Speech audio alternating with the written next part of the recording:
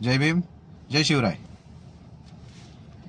निसर्गाच्या सानिध्यात असलेलं आपलं खोपोली शहर, त्या शहराची सुंदरता अजून वाढते ते म्हणजे छत्रपती शिवाजी महाराजांचं मोठं स्मारक.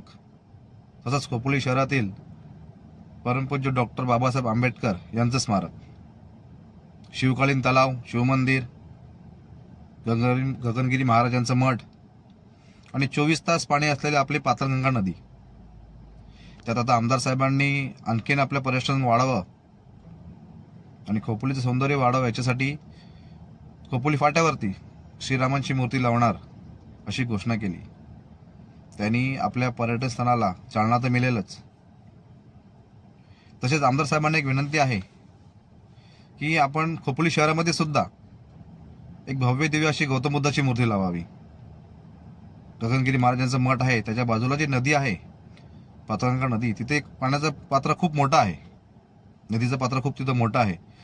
त्या ठिकाणी जर आपण गौतम बुद्धाची भव्य दिव्य अशी मोठी मूर्ती लावली तर शहराच्या पर्यटनाला नक्कीच चालना मिळेल आणि तेथील खोपोली शहरातील नागरिकांना व्यवसाय सुद्धा मिळेल. पर्यटन वाढला का व्यवसाय वाढणार, त्यामुळे खोपोलीची जी सुंदरता आहे ती आणखीन वाढेल.